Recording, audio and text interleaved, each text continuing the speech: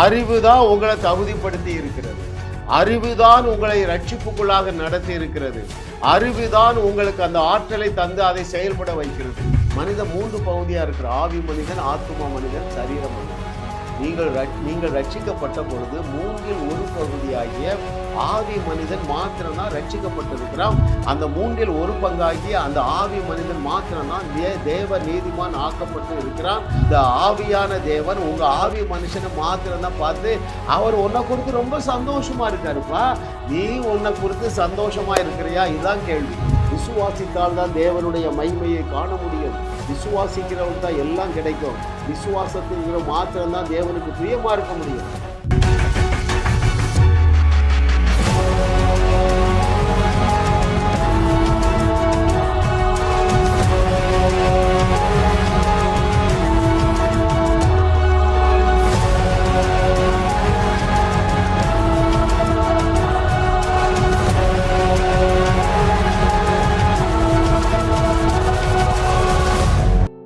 சத்தியத்தையும் அறிவீர்கள், சத்தியம் உங்களை விடுதலையாக்கும் என்று திருவாய் மலர்ந்த திருமகனாகிய இயேசு கிறிஸ்து நாமத்தினாலே தேவன் நமக்கு வாக்கு பண்ணியிருக்கிற அந்த நித்திய பேரின்பத்தை என்னுடைய வியூவர்ஸ் அத்தனை பேரும் இந்த நாளிலிருந்து அனுபவிப்பீர்கள் என்று கர்த்தர் சொல்லுகிறார்.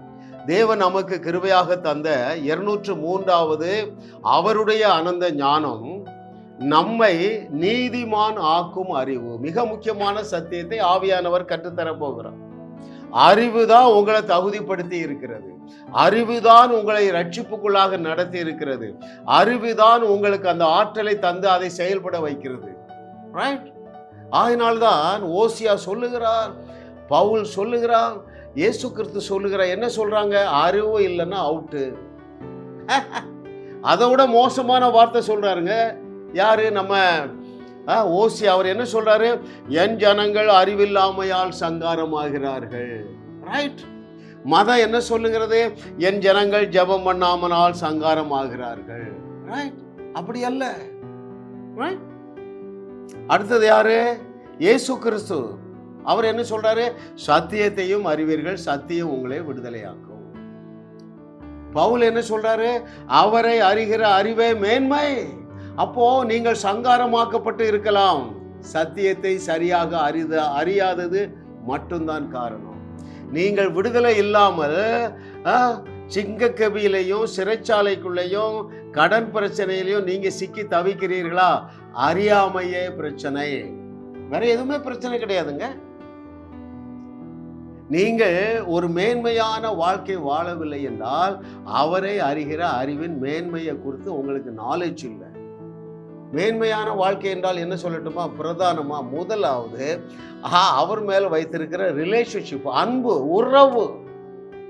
என் தேவன் என்னை எவ்வளவு நேசிக்கிறார் என்கிற அந்த சத்தியத்தை நீங்கள் அறிந்து கொள்ளுவீர்கள் என்றால் உங்கள் முழு மனதோடும், உங்கள் முழு பலத்தோடும், உங்கள் முழு ஆத்மாவோடும் அந்த முதலாம் கற்பனையை நிறைவேற்றுவீர்கள். அது அவர் மேல் வைக்கிற அன்பு. அதற்கும் அறிவு தான் தேவைங்க. ஹல்லேலூயா. ஓ தேங்க்யூ மாஸ்டர். அவர் செய்த கிரியைகளை நீங்களும் செய்ய போகிறீர்கள்.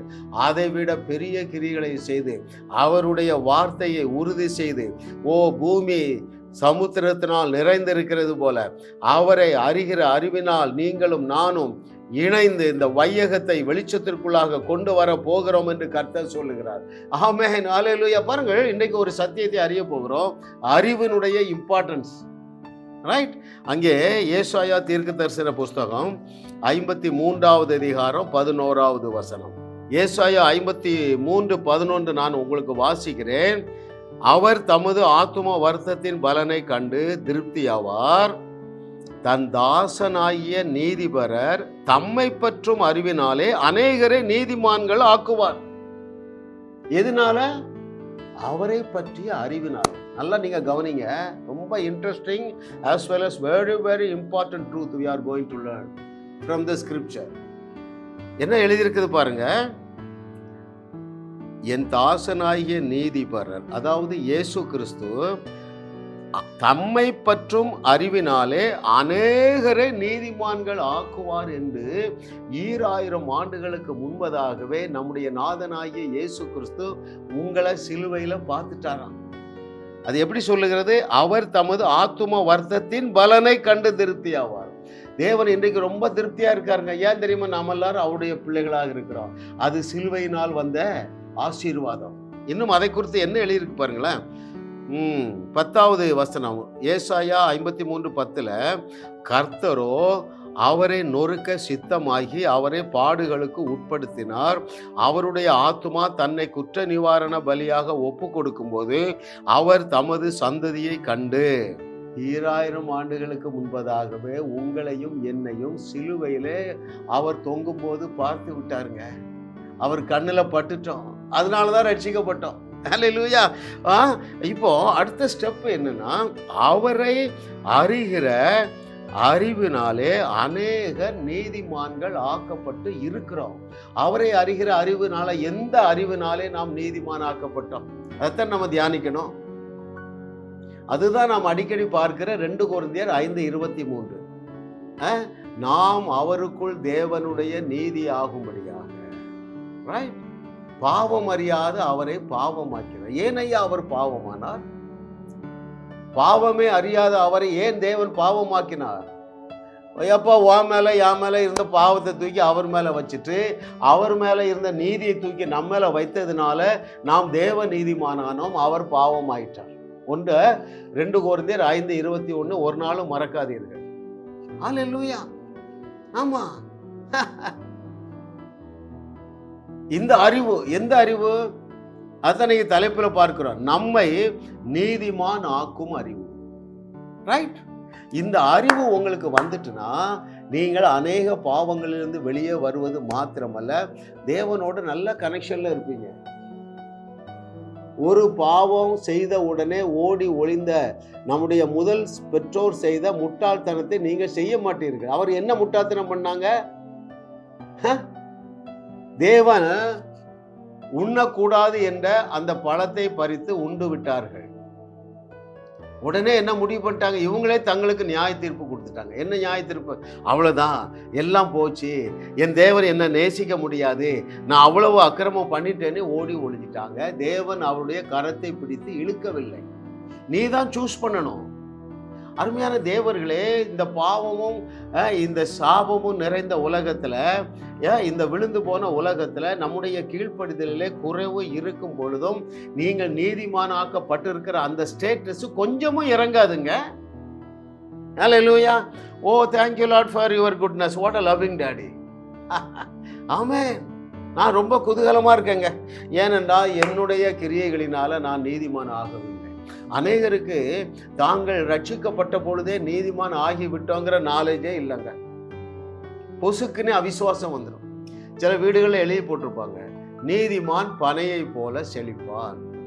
சரிங்களா? அந்த ஆலி ஸ்டோர்ல எழுதி போட்டிருக்கான்னு நினைக்கிறேன். ஐயா, கிறிஸ்துவுக்குள் தாங்கள் நீதிமான்களாக இருக்கிறோம் என்பதை எடுத்துக்கொண்டால்தான், ஏற்றுக்கொண்டால்தான் பனையை போல செழிக்க முடியும். எத்தனை பேருக்கு புரியுதுங்க? நீங்கள் அப்பழுக்கற்றவர்களாக மாற்றப்பட்டு இருக்கிறீர்கள். அந்த மாற்றம் எப்பொழுது வந்தது பாருங்கள். என் தாசனாகிய நீதிபரர் தம்மை பற்றும் அறிவினாலே அநேகரை நீதிமான்கள் ஆக்குவார். ஐயா, நீங்கள் நீதிமான்கள் ஆக்கப்பட்டு இருக்கிறீர்கள். அதுதாங்க அந்த supernatural blessing of the salvation. அதுதாங்க அந்த ஜோயே. முழுமையாக்கப்பட்டு விட்டீர்கள். எந்த அளவுக்கு? எந்த அளவுக்கு நீங்கள் நீதிமான்கள் ஆக்கப்பட்டு இருக்கிறீர்கள்? பிறந்ததுல இருந்து ஒரு நாளும் பாவமே செய்யாத நபராக தேவன் உங்களை மாற்றி விட்டார். இது எப்படி ஐயா அங்கிள் ஏற்றுக்கொள்றது? நான் முன்னால ரொம்ப பாவம் செய்தேன், இப்பவும் சில பாவங்களை செய்துட்டு இருக்கேன். நீங்க பாவமே செய்யாதது போல தேவன் உங்களை பார்க்கிறார் என்றால் என்னால நம்ப முடியலையே. மூஞ்சில குத்தணும். எப்பா, எழுதி இருக்குப்பா, எழுதி இருக்கு, அது போதும் உனக்கு. எழுதி இருக்கிறதே என்று சொல்லிதானே அந்த பட்டையை எடுத்து தானே அந்த சாத்தானுக்கு டோஸ் விட்டு அவனை ஓட ஓட விரட்டினாரு. நீ ஒரு பாவம் செய்துடுறா, டிவியில் பார்க்கக்கூடாத அல்லது மொபைலில் பார்க்கக்கூடாத ஒன்றை பார்த்துட்டா. இதை நீங்கள் அறிந்து கொள்ளுங்கள் அருமையானவர்களே. மனிதன் 3 பகுதியாக இருக்கிற, ஆவி மனிதன், ஆத்துமா மனிதன், சரீர மனிதன். நீங்கள் ரட்சிக்கப்பட்ட பொழுது 1/3 பகுதியாகிய ஆவி மனிதன் மாத்திரம்தான் ரட்சிக்கப்பட்டிருக்கிறான். அந்த 1/3 பங்காகிய அந்த ஆவி மனிதன் மாத்திரம்தான் தேவ நீதிமான் ஆக்கப்பட்டு இருக்கிறான். அந்த ஆவியான தேவன் உங்க ஆவி மனுஷனை மாத்திரம்தான் பார்த்து அவர் உன்னை குறித்து ரொம்ப சந்தோஷமா இருக்காருப்பா. நீ உன்னை குறித்து சந்தோஷமா இருக்கிறியா? இதுதான் கேள்வி. எப்படி என்ற கேள்வி கேட்டவர்கள் எல்லாருமே கர்த்தர் நல்லவர் என்று ருசி பார்க்கவில்லை. கர்த்தருடைய அற்புதமான ஆசீர்வாதங்களை அவர்கள் பெற்றுக்கொள்ளவில்லை. இதே கேஸ் தானே பிரதானி. எந்த பிரதானி? எலிசாவுடைய காலத்திலே பஞ்சம். பிள்ளைகளை அறுத்து சாப்பிடும். இன்னைக்கு உன் பிள்ளைய வேக வச்சு சாப்பிடுவோம், ஏன்னா எல்லாரும் சாப்பிட போகிறோம். இன்னொரு 1 மாதம் இருந்துட்டு சாப்பிடுமா. இன்னைக்கு உன் பிள்ளைய அறுத்து சாப்பிடுவோம். இன்னைக்கு அந்த ஸ்டேட்டஸு. சமாரியாவில் பஞ்சம் வந்த மாருங்க சத்தியத்தை அறிஞ்சவன் நாளைக்கு இந்த நேரம் பஞ்சம் இருக்காதுன்னு டிக்ளேர் பண்றான். ஒருத்தர் கேட்டான் பாருங்க, கேடுகட்ட கேள்வி. அந்த பிரதானி என்ன கேட்டான்? ஐயா முட்டாள், இப்படிதானே கேட்டிருப்பான். ஏன்னா இவன் பிரதானினா பெரிய ஸ்டேட்டஸ்ல இருக்கிறான், ராஜாவுக்கு அடுத்த ஸ்தானம். எலிசா, இப்படி பதற்றுகிறீர்களே, வானத்தின் பலகணிகளை திறந்து கொட்டுனா கூட பஞ்சம் தீருமா? வச்சாம் பாருங்க ஆப்பு.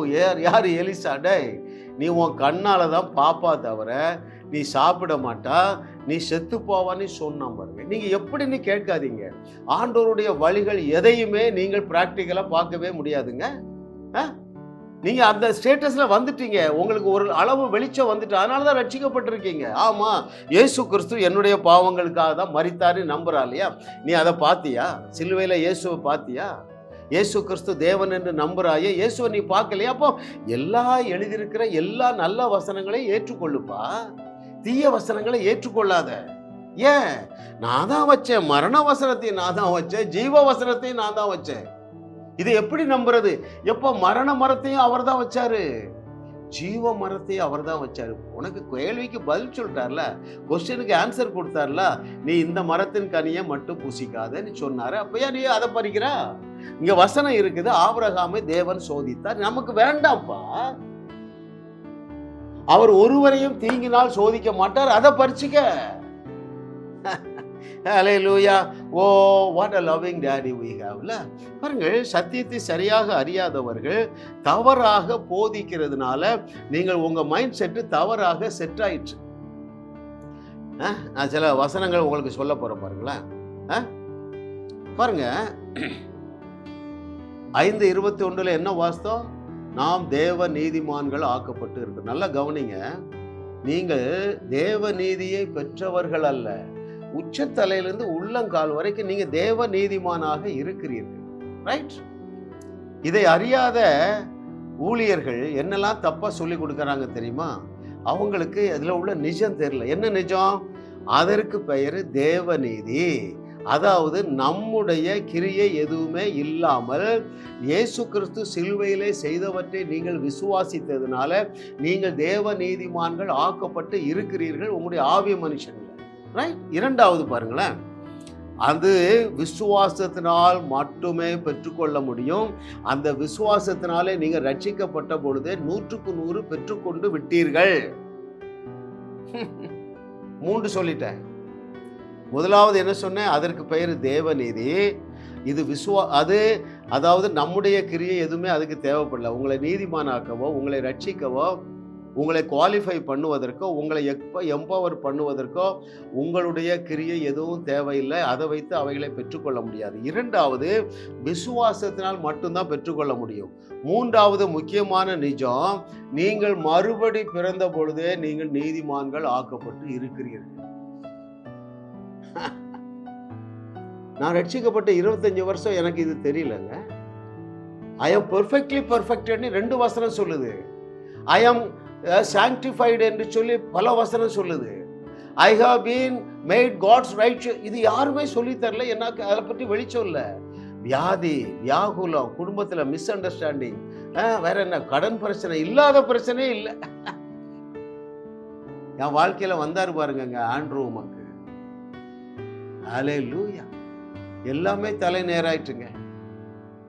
இதனால தான் நான் ஏன் பிரசங்கம் பண்ணுறேன் தெரியுமா? எவனையும் வாழ வச்சிடலாம், எவளையும் வாழ வச்சிடலாம். சத்தியத்தை சரியாக சொல்லி கொடுத்தா போதும். கேன்சர் 4th ஸ்டேஜ், பல கேன்சர் பேஷண்ட் சுகமாக இருக்காங்க. அவரை வாழ வைக்கக்கூடிய ஆற்றல் என்னுடைய நாவில இருக்கிறது. ஏனென்றால் நான் தேவ நீதிமான். இந்த வெளிச்சம் வந்ததுனால தான் நான் பிரசங்கம் பண்ணுறேன். அதனால தான் நாங்கள் சர்ச்சை நடத்துகிறோம். அதனால தான் யூடியூப் போடுறோங்க. எவரையும் வாழ வச்சிடலாங்க. ராகாவையே வாழ வச்ச தேவன், ராகாவை ஆசீர்வதித்த தேவன், ராகாவுடைய சந்ததியிலே தன்னுடைய மகனை பிறப்பித்த தேவன், செத்துப்போன சரீரத்திலிருந்தும் செத்துப்போன கர்ப்பப்பையிலிருந்து ஒரு தேசத்தை உருவாக்கின தேவன், அதே கர்ப்பப்பையிலிருந்து ராஜாக்களை தோன்ற பண்ணின தேவன் உன்னோடு பேசிக்கொண்டு இருக்கிறார். ஹல்லேலூயா. முட்டாளா இருக்காத. எழுதி இருந்தா ஏற்றுக்கொள், இல்லைன்னா அந்த பிரதானிக்கு ஏற்பட்ட கதி தான் உனக்கு. மனம் திரும்புங்கள் அருமையான தேவர்களே. தவறான பிரசங்கத்தை கேட்டு தவறான வாழ்க்கை வாழ்ந்து கொண்டு இருக்கிறீர்கள். நடுத்தருவில் நிற்கிறீங்க. நல்ல காலம் பிறந்துட்டு என் செய்தியை கேட்குறீங்க. ஆமாம், கேட்கறதுக்கு காதுள்ளவர்கள் கேட்கக்கூடாது. பாருங்க, அந்த தேவ நீதியை பற்றி அடுத்து நீங்க அறிந்து கொள்ள வேண்டியது, அந்த அறிவு விசுவாசத்தை பெருக்கிக்கிட்டே இருக்கும். அதனால தான் நான் இது அடிக்கடி பிரசங்கம் பண்றேன். பிசாசு உங்களை என்ன சொல்லி தருவான் தெரியுமா? நீ பாவி, ஆகவே ஆண்டவரால் உன்னை ஆசீர்வதிக்க முடியாது. அவ்வளவு ஈஸியெல்லாம் அவர் தரமாட்டாருப்பா. நீ இன்னும் பரிசுத்தம் அடையணும். ஆமா ஆமா, நீ டெய்லி 2 மணி நேரம் தலைகளை நிற்கணும். இல்லைன்னா அவர் கோபக்கார கடவுள். அந்தோ பரிதாபம். சிலுவைக்கு மரியாதையே கிடையாது. தேவனுடைய வார்த்தைக்கு மரியாதையே கிடையாது. மனம் திரும்புங்கள் அருமையான தேவர்களே. கடைசியா பாருங்களேன், விசுவாசிக்கருடைய ஜபத்திற்கு மட்டும்தாங்க பதில் கிடைக்கும். ஒரு சகோதரி எங்கள் சர்ச்சில் சாட்சி சொன்னாங்க. அவங்க வேற மார்க்கத்திலிருந்து இயேசுவை ஏற்றுக்கொண்டு பெந்தேகோஸ்தே சபைக்கு போகிறவர்கள். அங்கே என்ன சொன்னாங்கன்னா, காலையில் எழுந்த உடனே அழணும். எல்லாத்தையும் இழந்துட்டாங்க. என்னெல்லாம் இழந்தாங்கன்னு நான் சொல்ல விரும்பலை, சரிங்களா? இந்த செய்தியை நம்ம செய்தியை கேட்டால், மொதல் செய்தியே அழுகிறவர்களுக்கு 5 பைசா கிடைப்பதில்லை ஏன்? அந்த செய்தியை கேட்டால் இவங்க ஸ்டன் ஆயிட்டாங்க. என்னடா நம்ம அந்த ஆண்டவர் நல்லவர், நீ 5 வருஷம் அவர் ஒன்றுமே எனக்கு தரலையே. இவர் செய்தியை கேட் பண்ணி 10 செய்தி கேட்டாங்க பாருங்க, அவங்க டிப்ரெஷன்லேருந்து வெளியே வந்துட்டாங்க. எத்தனை பேர் கவனிக்கிறீங்க அருமையானவர்களே? ஏன் அழுகிறவர்களுக்கு ஏன் ஒன்றும் கிடைக்காது தெரியுமா? அவிசுவாசத்திற்கு அடையாளமே அழுகிறதானங்க. நான் ஒரு கேள்வி கேட்கிறேன், பதில் சொல்லுங்க. விசுவாசிக்கிறவர்களுக்கு அழுக வருமா? வராதுங்க. ஏன்? இப்போ நான் சொல்ல போறேன், அற்புதம் நடக்க போகுது. நான் சொல்ல போறேன், பஞ்சம் தீர போகுது. நான் சொல்ல போறேன், காற்றும் கடலும் கீழ்ப்படிய போகுது. நான் சொல்ல போறேன், செத்தவங்க. ஐயா, நீ அழுது எத்தனை மணி நேரம் ஜெயித்தாலும் லாசர் வெளியே வந்திருக்க மாட்டான். நீ அழுதுகிட்டே இருந்தீங்கன்னா அந்த கப்பல் தண்ணீர்ல மூழ்கி இருக்கும், புயல்ல. ஹல்லேலூயா. விசுவாசிக்கிறவருடைய ஜபத்திற்கு மட்டும்தான் பதில் கிடைக்குங்க. எதை விசுவாசிக்கிறவர்கள்? நான் நீதிமானாக இருக்கிறேன் என்கிறத உங்களால் விசுவாசிக்க முடியுமா? இதற்கு சம்பந்தப்பட்ட வசனங்கள் 100 வசனங்கள் இருக்குது. அதை தேடி வாசிக்க உனக்கு கஷ்டம். என் செய்தியை கேளு, இந்த புஸ்தகத்தை வாங்கு. ஹல்லேலூயா. ஓ தேங்க்யூ மாஸ்டர். பாருங்கள், அந்த தேவ நீதியினுடைய விசேஷம் என்ன தெரியுமா? என்ன இன்னைக்கு தலைப்பு? நம்மை நீதிமான் ஆக்குகிற நாலேஜ். அந்த நாலேஜில் நீங்கள் ஒன்று தெரிய வேண்டியது என்னவென்றால், அந்த தேவ நீதியுடைய சூப்பர் ஸ்பெஷாலிட்டி என்னன்னா, அது நிகழ்கால பாவங்களையும் கடந்த கால பாவங்களையும் மாத்திரமல்ல, எதிர்கால பாவங்களுக்கும் அது பரிகாரம் செய்து விட்டது. அது மாத்திரமல்ல, அந்த தேவ நீதி என்ன செய்தது என்றால், நீங்கள் பிறந்ததுல இருந்து பாவமே செய்யாத நபராக உங்களை மாத்திச்சு. ஹல்லேலூயா.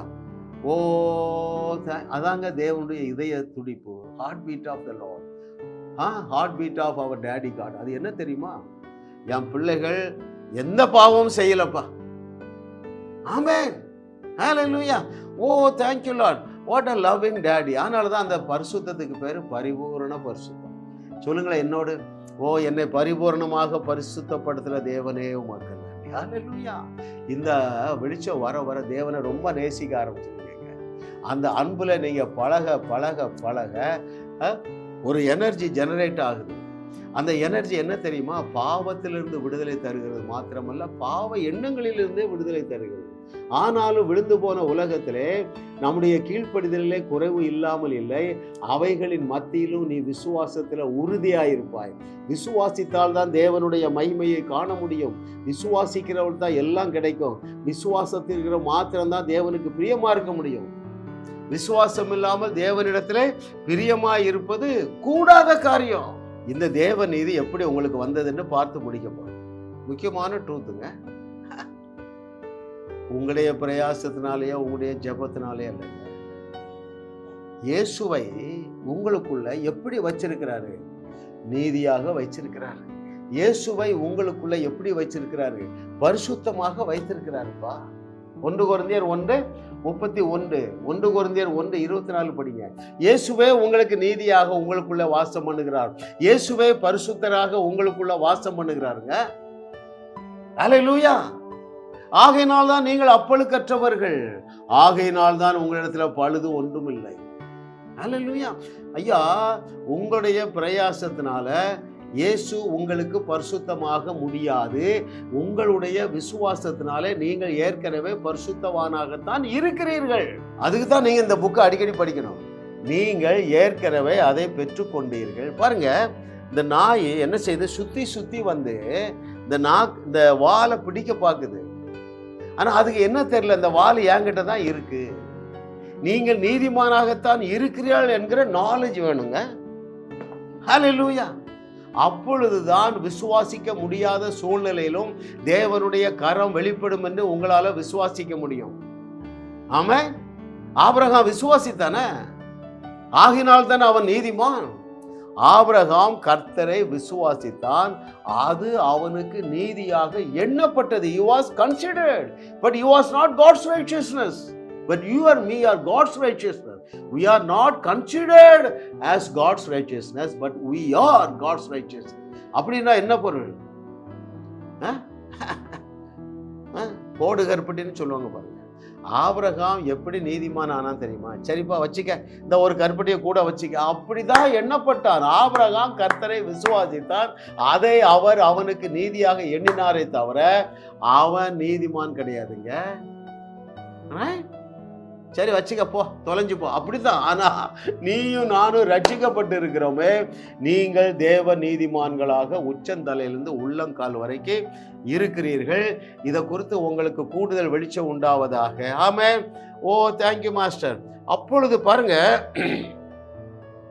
நீங்க இந்த ட்ரூத்தை அடிக்கடி தியானிச்சு மறவாமல் இருப்பீர்கள் என்றால் சில வசனங்கள் நான் உங்களுக்கு சொல்றேங்களா, நம்பரையாவது ஞாபகம் வச்சுக்கிறீங்களா? அவிசுவாசத்துக்குள்ள போகவே மாட்டீர்கள்ங்க. உங்கள் மனசாட்சியை காத்து கொள்ளுவீர்கள். இங்கதான் குற்ற உணர்வுல மாட்டிட்டு நடக்கிறீங்க. நான் இதை செய்துட்டேன், தேவனுக்கு பிடிக்காது. இதை நான் செய்யல, தேவனுக்கு பிடிக்காது. போச்சு, உங்க விசுவாசமாகிய கப்பல் மூழ்கிற்று. ஏன்? மனசாட்சியை கெடுக்கிற செய்திகள் தான் உலகத்தில் அதிகமாக வலம் வந்து கொண்டு இருக்கிறது. அந்த 10 வேவுகாரர்கள் துர்ச்செய்தியை சொன்னார்கள் அல்லவா, அதை போல துர்ச்செய்தியை தான் அநேகர் பிரசங்கிக்கிறார்கள்.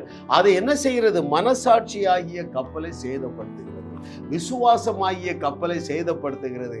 நீங்க நடுத்தருவில் நிற்கிறீங்க, எந்த பக்கம் போன்னு தெரியல, வியாதி, குடும்பத்துல குழப்பம், மேரேஜ் டேமேஜ் ஆகுது, திருமணம் ஒத்து போகல, திருமணம் ஆகல, திருமணமான குழந்தை இல்லை, குழந்தை வந்துட்டுனா அவன் வேற ஒருத்த கூட வாழ்றான். ஐயோ, அத்தனை பிரச்சனைக்கும் நீ தான் என்னது காரணம். இப்போ 20 நிமிஷம் என் செய்தியை கேட்டிய, நான் வார்த்தையை தானே பேசியிருக்கிறேன், அதை 100க்கு 100 உன்னால விசுவாசிக்க முடிகிறதா? ஒரு பாயிண்ட்ல நிற்போம். என்ன பாயிண்ட்? தேவன் உன்னை அவருடைய குமாரனையே உனக்குள்ள தேவ நீதியாக வைத்திருக்கிறார். எனவே உன்னால 2 கொரிந்தியர் 5:21 விசுவாசிக்க முடியுதா? இன்னும் சில வசனங்களை சொல்றேங்க, ஞாபகம் வைங்க, நம்பரையாவது ஞாபகம் வைங்க. ரோமர் 5:1, நீங்கள் விசுவாசத்தினாலே நீதிமான்கள் ஆக்கப்பட்டு இருக்கிறீர்கள். ரோமர் 8:30, இதெல்லாம் நான் மனப்பாடம் பண்ண பாருங்க. என் விசுவாசம் பெருகிட்டே இருக்குதுங்க. சர்வசாதாரணமாக கிருபை கிருபை கிருபை, நூற்றுக்கணக்கான அற்புதங்கள் மாதந்தோறும் நடக்கின்றனங்க. அற்புத சுகத்தை பெற்றவர்களெல்லாம் அள்ளி அள்ளி கொடுக்கிறார்கள் ஜாஸ் ஊழியத்துக்கு. அது அவருடைய டிசைன், அந்த டிசைர். நம்ம செய்தியை 100 மொழிகளில் வெளியிட போகிறோங்க. நீங்கள் உங்கள் பங்குகளை அனுப்புங்க. அந்த ஆசீர்வாதம் உங்களுக்கு வரும். ரைட்? அப்போ முதலாவது ரோமர் 5:1, இரண்டாவது ரோமர் 8:30. அது என்ன சொல்லுகிறது? எவர்களை முன்குறித்தாரோ அவர்களை அழைத்தும் இருக்கிறார், எவர்களை அழைத்தாரோ அவர்களை நீதிமான்களும் ஆக்கியும் இருக்கிறார். இன்னொரு ஸ்டெப், இன்னொரு லெவலுக்கு போகுது. அது என்ன சொல்லுது? எவர்களை நீதிமான்கள் ஆக்கினாரோ அவர்களை மகிமைப்படுத்தியும் இருக்கிறார். அந்த மகிமை தான் இயேசு சொல்லுகிறாரு யோவான் 10:34. தேவ வசனத்தை பெற்றுக்கொண்டவர்கள் தேவர்கள். சரி, எபிரேய நிருப ஆக்கியோன் இதை பற்றி என்ன சொல்றாரு? அந்த ஒப்பற்ற ஒரே பலியினாலே நீங்கள் பரிசுத்தவான் ஆக்கப்பட்டு இருக்கிறீர்கள். You have been sanctified. Hebrew 10:10. Then what is Hebrew 10:14 says? You have been perfectly perfected. நீங்கள் பரிபூர்ணமாக்கப்பட்டு இருக்கிறீர்கள். அதனால தான் இது முக்கியமான ட்ரூத். அருமையானவர்களே, நீங்கள் முற்றிலுமாக தகுதியாக்கப்பட்டு இருக்கிறீர்கள். உங்களுடைய ஆவி மனுஷன் இல்லை. ஹல்லேலூயா. ஐயா, இந்த ட்ரூத்தை தெரிஞ்சே நீங்கள் ஜெபம் பண்ணீங்கன்னா உங்கள் ஜெபத்திற்கு பதில் கிடைக்கும். ஏனென்றால் உங்கள் விசுவாசம் எப்பொழுதும் கூரைக்கு மேலே போயிடும். தேவன் உங்களை எந்த அளவுக்கு உங்கள் ஆவி மனுஷனை தகுதிப்படுத்தி விட்டார் என்பதை நீங்கள் அறியவில்லை என்றால் you are limiting the God. தேவனை மட்டுப்படுத்தாதீர்கள். இஸ்ரவேலர்கள் கர்த்தருடைய பரிசுத்தரை மட்டுப்படுத்தினார்கள். they limited the holy one of Israel. ஏன்? தேவன் தங்களை எந்த அளவு நேசிக்கிறார், எந்த அளவு தகுதிப்படுத்தி இருக்கிறார் என்பதை அறியவில்லை. உங்களை ஜெபம் கேட்கப்பட வேண்டுமா? ரொம்ப முக்கியமான புக்குங்க. நான் விழுந்து ஜெபிக்கிறேன், ஐயா ஏதோ கிடைக்குது, நான் ஜெபிக்கிற எல்லாவற்றையும் பெற்றுக்கொள்ளுகிறேன்னா உங்களுக்கு இந்த புக்கு வேண்டாம். எனக்கு தெரியும் 90% நல்ல கிறிஸ்தவர்களும் சத்தியத்தை சரியாக அறியாததுனால பதிலே கிடைக்கிறது இல்லை. ஜெபம் செய்ய சிறந்த வழி 100 மொழியில் இருக்குங்க. ஹிந்தியில் இருக்கு, இந்தியாவில் ஒரு 5 மொழியில் இருக்குங்க. வாங்குங்க, வாசியுங்க. அப்பொழுது நீங்கள் சத்தியத்தை சரியாக அறிவீர்கள், நீங்களும் வாழுவீர்கள், வையகத்தையும் நீங்கள் வாழ வைப்பீர்கள் என்று கர்த்தர் சொல்லுகிறார். ஜாஸ் மினிஸ்ட்ரிஸ் செய்திகள் மூலமாக நீங்கள் ஆசீர்வதிக்கப்பட்டிருக்கிறீர்கள். நீங்கள் இந்த ஊழியத்தோடு கைகோர்க்கும்படியாக உங்களை அழைக்கிறோம். நீங்கள் காணிக்கை விதைக்கக்கூடிய நல்ல நிலமாக ஜாஸ் மினிஸ்ட்ரிஸ் இருக்கிறது. விசுவாசத்தோடு உற்சாகமாக பெருக விதையுங்கள். தேவன் உங்களை 1000 மடங்கு பெருக செய்வார். வாரந்தோறும் சென்னை முகப்பேரில் நடைபெறும் கிங்ஸ் அண்ட் குயின்ஸ் அசெம்பிளி ஞாயிறு ஆராதனைக்கு அன்புடன் அழைக்கிறோம். சத்தியத்தை சரியாக அறிந்து வெற்றி வாழ்க்கை வாழுவீர்கள். சென்னையில் உள்ள உங்கள் நண்பர்கள், உறவினர்களையும் 3 மாதங்கள் தொடர்ந்து வரும்படியாக உற்சாகப்படுத்துங்கள். முற்றிலும் ஜெயமான வாழ்க்கை வாழுவார்கள். உங்களையும் வாழ வைத்து உங்கள் மூலம் உலகத்தையும் வாழ வைக்கவே தேவன் எங்களை கிருபையாக அழைத்துள்ளார். விடுதலை பெறவும் சுகத்தை அனுபவிக்கவும் தொலைபேசியில் எங்களோடு தொடர்பு கொள்ளுங்கள். ஜாஸ் மினிஸ்ட்ரிஸ் யூடியூப் சேனலில் தொடர்ந்து செய்திகளை கேளுங்கள். சப்ஸ்கிரைப் செய்யுங்கள். வீடியோக்களை லைக் செய்து பலரோடும் பகிர்ந்து கொள்ளுங்கள். அவர்களும் ஆசீர்வதிக்கப்படட்டும்.